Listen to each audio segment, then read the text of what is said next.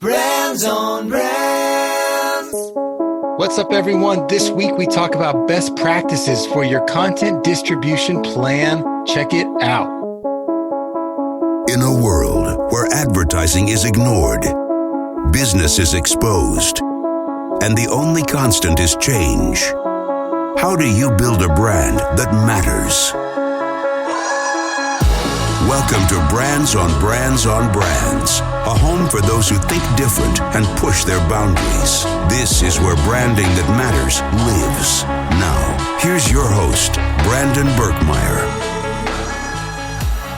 Hey, what's up? Welcome to Brands on Brands on Brands. I'm Brandon Birkmeyer, your personal marketing coach, and I believe that building a brand that matters today is the only way for a business to thrive tomorrow.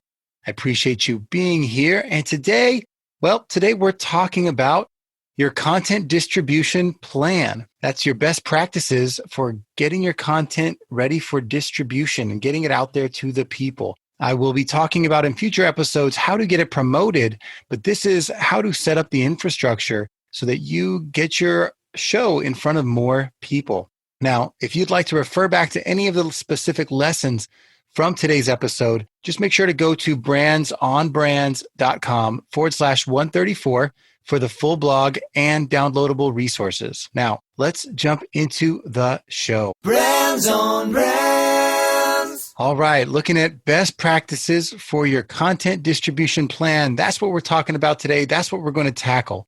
Now, the one thing that most great companies have in common is a strong distribution model. If you want a successful brand for you, your personal brand, a distribution model will ensure that your content ends up in all the right places to reach your potential audience. That's right. I'm saying you need a distribution plan and a distribution model for your content. If you are a content hub, you've got to be thinking about these things. And now there's three things we're going to talk about today. And what they are is how to create infrastructure for your distribution plan, how to develop strategic assets, and how to seek out partnerships. Those would be the key elements, and we're going to walk through those one by one. So don't worry, we will take you through it. Now, the reason that I want to talk about these specific things is I was thinking about some of the companies I've worked on in the past in terms of their advertising. And one of the big ones out there was Coca-Cola. And I'll tell you, the biggest thing I learned from working on Coca-Cola wasn't about branding. And you'd be surprised because most people, when they think of Coca-Cola, say, you know what, that's an amazing brand. They do great commercials. They've been around forever. They have those signature bottles that really make their brand stand out. And they were the first ones to do that. But what I learned working on the business for so long was that the secret to Coca-Cola's success and their successful brand is actually their distribution. They have an amazing distribution model. They know how to put their products everywhere you go, not just on store shelves, but at retail, at grocery, at convenience stores, at gas stations, at the movie theater, at theme parks. They're literally everywhere. You can't go anywhere and not be able to find a Coca-Cola. And even when they're pushing their soda out to new places and new countries, if there's no infrastructure there, they build it. They build the sales infrastructure. They build the wells for the water, the supplier infrastructure. They build the sales infrastructure. They build all of it so that they can distribute their product. So that made me think, how can you apply that same successful model to someone who's out there creating content to support their personal brand? And I think there are certain ways to do that.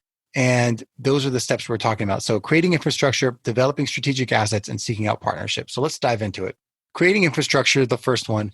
Infrastructure from a distribution standpoint is really three things for anyone. It's your suppliers are the ones that are bringing you the materials. It's your suppliers, your packaging, how do you put it all together? And then your distributors, how do you get it out to the other, to the people looking to buy it? Suppliers, packaging, and distributors. That's infrastructure from a distribution standpoint. So suppliers from a media standpoint, from a personal brand standpoint, you are your number one supplier. You're the one who's creating all this content. You're the one creating all this knowledge and perspective. So your skills and your experiences are going to be the input to you being a good supplier. So if you're out there and you're trying to figure out how do you make a better show, the first step in that to being a better supplier is making sure that you are talking about your experiences, sharing your experience. And if you don't have them, or if you want to continue to get better, developing more skills, developing your skills at the thing you're wanting to be known for, at the thing you want to be known for, at the thing you want to talk about.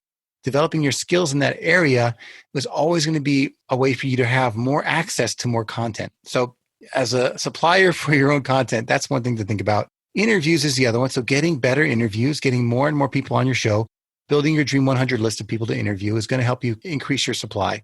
Curation is another great way. How do you pull in other people's ideas from different places? How do you read the news and share that information, pull new ideas into your show? And how do you repurpose? How do you take other ideas that you've already used and bring them back to light? This is going to create a strong supply chain for your infrastructure. The second piece is packaging. So how do you take all that information and input and package it in a way that a customer wants before you distribute it? So for me, the packaging is, if you're blogging, it's having it well written. So maybe having someone edit that blog. If you're podcasting, it's making sure that you have the sound adapted and adjusted and edited by a professional editor, or using the tools to help get it to that sound quality you need. Another way to approach this, besides the editing, is also looking at what are the assets I have that help package it, like the logos, the look, the sound, the feel. Do you have something consistent that people, when they look or hear your look at your show or see or hear your show, that they know that that's your show? I love having an audio logo. I love having an introduction to my show. All those things are recognizable. So when you hear it, you know it's mine. And that's what the good brands do. Also, templates. Do you have templates that help you continue to have a consistent delivery of your product? And the third piece of a great infrastructure is the actual distributors themselves, the people that are helping you put it in front of the people that want to listen. So for one place for podcasters to look at specifically as distributors is obviously the directories, the place, not just the hosts and the place where you can listen to podcasts, but where are the directories where you can be found, but also where you can be indexed and categorized and searched? How do you get your podcast into more and more directories so when people are looking, they can find you? Another great distributor for content is publishers. The historically most popular publishers out there have been around for a long time, and you can look at how do you access them and provide content to them. So how do you get featured as an article in a popular magazine, on a popular podcast, in a popular blog or website? How do you get distributed in a popular Facebook group or YouTube channel? Finding the publishers that are doing it and are popular and finding a way to become a contributor to those will help you get your face, your content, your name in front of more people. And that's why you have so many people that when they're out there speaking, a lot of my guests as well, some of the accolades that the list is, as featured in Inc. or Entrepreneur Magazine or Forbes. If you can say that, it adds credibility to you. And guess what? The people that are reading those publications are getting to know you as well. And the last I'd like to say is influencers. And I'd potentially say this is the most powerful, because even with publishers and directories, you're one of a million, right? But if you can get out there and talk to influencers and they like you and they want to support you and you build a relationship with them and they put you on and introduce you to their following, all it takes is one good influencer to get you to be known to a lot more people. So strategically thinking about who do you partner well with, where you're not, maybe being competitive with them, but really complements what you're trying to do and the people you're trying to get around and in front of. Figuring out who those people are is important. And not only that, but thinking about who are the influencers of your audience. How do you, not just people with large subscriber lists, not those kind of influencers, people who actually influence the decision makers, influence the audience that you're trying to listen to, or that you're trying to attract. That's one way to get your podcast out there to more people. So line up these distribution channels. So that's the infrastructure. Why don't you think about it in terms of supply, packaging, and distribution? So that's creating infrastructure. The second step here that I listed earlier in terms of best practices for your content distribution plan is going to be developing strategic assets. So one of the things to think about a strategic asset would be, these are things that you can call your own, that you can point to as something that continues to support you over time. So one of those that I like to think of is media properties. So wherever you create content, that first place is a media property. So if you are a blogger or you're a video creator or a podcaster, that primary place that you create is a media property. That's a strategic asset. The content in it is an asset. The home of that itself, the home of it, whether it's, has a profile, a bio, a cover art, a picture, whatever it is, a header, all that is land that you own. That's your media property. That's a strategic asset that you can use to support what you're offering and to develop you as your brand. So that's the first. Also, not just the media property you create with, but the one that you distribute to. So the other media properties you you repurpose to, whether it's you take your podcast and you submit it to a YouTube channel or a blog, or you post pictures on social media. All of those are adding a new stake in the ground for you to say, I have a place where my content lives.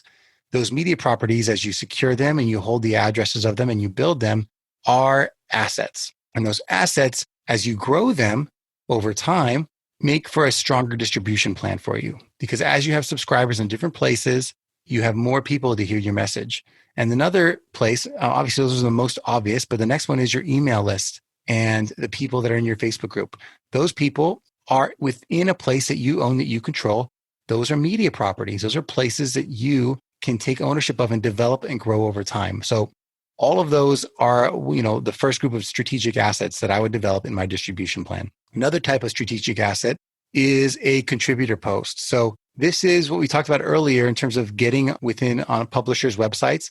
If you can be a contributor somewhere and put that content on a place that it can be found, you now have something you can point to and say, here, read this article that was on Forbes. Read this article that was on Inc. or Entrepreneur or Fast Company or whatever it might be. You can point to it and say, this is something that I wrote that you should read. And that adds credibility. That's a strategic asset. You can, even if you've only done it once out of the 30 years you were doing something, you were featured there in one article that was 500 words long.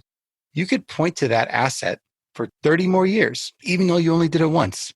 That's an asset because you will always get credibility from having done it even that one time. So the ROI on that is huge. And so do as many of that as possible, whether it's that or even becoming a guest on podcasts, obviously, is another great one. And then make sure on your website, you're listing all these places that you've been featured. The third strategic asset is going to be sponsorships. So I actually think it's important for you to get out there. And if you're trying to make a name for yourself, figure out where are your people going and where would add credibility and find a way to sponsor that place. So you see this a lot. Traditional businesses, they'll go to trade shows. I think that's great. If your content lends itself to a specific industry and that industry has a trade show, maybe you can go to that trade show and not just network. You could start by doing that, just show up and network, but also you could build a booth or sponsor something at that industry event. And by doing that, you're building credibility. You can always say, I was a sponsor at this event or as featured at this event. That adds credibility to your show, even if you just do it once. And guess what? It also introduces your show to a lot more new people. That is an asset. And as you secure that spot, you're also developing a relationship with the people that run that event. That's also an important piece that you can hold on to and say, when I'm thinking about my distribution plan, these are resources I can tap into to grow my audience. All right. So that was the second one, strategic assets. Again, it was create infrastructure and develop strategic assets. And the third is seek out partnerships. Now, again, and we're talking about best practices here for your content distribution plan. Seeking out partnerships may not be obvious to some people, but that's why I put this episode together. I want you guys to be able to think about, as I'm putting content out there, how can I make it so that it just instantly finds an audience? And to do that, you need to be thinking about this kind of distribution plan and these kind of assets. So the first thing in the seek out partnerships idea would be figure out where you can get referrals and endorsements. Who's going to be out there that's going to point to you and say, yeah, this person is an expert in this thing, or I was helped by this person because of something they did. So if you're a coach, anyone you've helped, any of your clients is a good referral. If you are somebody who does interviews, any of your interviewees can give you an endorsement. Or if there's someone that you can add value to and you work with them over time, they can endorse you. And at the end of the day, having someone else tell your story for you is huge. And once that story is told, if you record that, whether it's audio or a video or just written, you have their statement, those referrals and endorsements, again, you do them once or you get them once and you can hold on to them and share them a million times. That's a huge benefit in terms of you having something that can be turned on and that leverages more people coming into you. Because a referral is someone who's out there basically saying, hey, go check this out. And you didn't have to do any work to do that other than being at the beginning, starting a good relationship. Another type of partnership to seek out is an affiliate program. You can actually incentivize the people in your world, because I assume that if you are an expert in a certain world, you probably know some people in that world, either as customers or as influencers. Getting those people to want to be a part of the promotion program by making them an affiliate and saying, hey, if you bring people into my world, I'll help you with this. You get this type of benefit, whether it's compensation via payment or a discount on your program or whatever it is. making it a benefit to them too, so that they're motivated to share you to their audiences is helpful. And then another way to approach this is to think about bartering, right? If you can get out there and trade your services with influencers of your audience, you help them, they help you, you promote them to your audience, they promote you to their audience. That trading you can do can help build your following. That is part of this distribution plan, having other people's audiences ready to listen to you. And then the last one, which I'll say is definitely not the most obvious, but has been huge in my business, has been figuring out how to align with other coaching programs or masterminds where there are people within these programs that are already looking for new ideas. They're looking for new people to network with and new ideas to help their businesses. And if you invest to be in these programs, number one, you're getting to know more people that are like-minded, that might need what you sell, or that it might just be interested in the content that you are creating. And they might tell other people about it because now they're exposed to it. It's a great way to, instead of just be a random person that they hear about, being someone that's within this intimate group of 10, 20, 30 people where they're all curious about each other and they're all willing to take the extra step to listen to what you have to say. So that's a great way to do it. And I mentioned paid coaching programs kind of similar to this as a mastermind, because in a paid coaching program, you sometimes have access to not just the coach who wants you to succeed and might support you and share your information with their audience, but a lot of the times they have private Facebook groups that once you're in their coaching program, you now have access to this group just like you would a mastermind. And you're sharing in the group your struggles and they're sharing their struggles and you're all sharing your wins and losses and everything else. And in that program, you might be able to talk a little bit about the things you're talking about in your content. And then they get to know you and then they get more curious. And eventually they might subscribe and become a part of this audience that you're trying to develop. All of these steps are part of this content distribution plan. You have to have some of this infrastructure in place before you go out there and start spending money on ads and doing social media and all that. Take some of these steps so that you have built-in infrastructure that'll help support you developing an audience. Once you have an infrastructure that has distributors out there where people can find you, strategic assets that you can leverage and turn on and turn off, and partnerships that can help be an additional voice of your business, you are set to take faster steps and move further ahead than you would if you didn't have them. So by the way, if any of this is resonating and you're taking notes and whatever else, I would suggest that you guys not just go and download this episode, save this episode, but also a tool that I like to use. If I get my best ideas, I'll be honest, while listening to podcasts, and I take down those ideas whenever I'm out. So if I'm working out or whatever it is, I just stop what I'm doing and I write down the ideas I have. And I do that in a resource called Evernote because it's just an easy place to store it all. And if you guys want access to use that same tool, you can go to brandsonbrands.com/Evernote. So I just want to put that out there. It is an affiliate link. So if you check it out or you like it and you sign up for it, I do get a piece of that in terms of a little bit of reimbursement, but not much. Just wanted to let you know that that's what I use. It came to me because I was remembering that, like, hey, I take a lot of notes when I'm listening to podcasts. You probably do the same thing. But sorry, that was a bit of a distraction, but wanted to mention it. Now, to wrap up, if you guys want to build a successful personal brand, what I'm saying is you need to lay the groundwork with an effective content distribution plan, just like what we spoke about today. Create infrastructure, develop strategic assets, and seek out partnerships. Every day, we can add new tools to our toolkit. I hope these tactics that we talked about today were helpful for a lot of you out there. And if you did enjoy the show, I always appreciate if you could take a screen grab, tag me on Instagram at Brandon Berkmeyer, and I'll reply. I'll get involved. I'd love to hear and know that you're listening and have a conversation with you. And beyond that, just keep on building brands that matter. Thank you for listening, everyone. I appreciate you. And as always, I will catch you next time. You've just taken your marketing knowledge to another level with this episode of Brands on Brands on Brands. But we have plenty more ways to not just help you build a business, but build a brand. Head over to brandonbrands.com for more resources, as well as access to our blogs, videos, and exclusive coaching sessions with your host. Be sure to visit brandonbrands.com.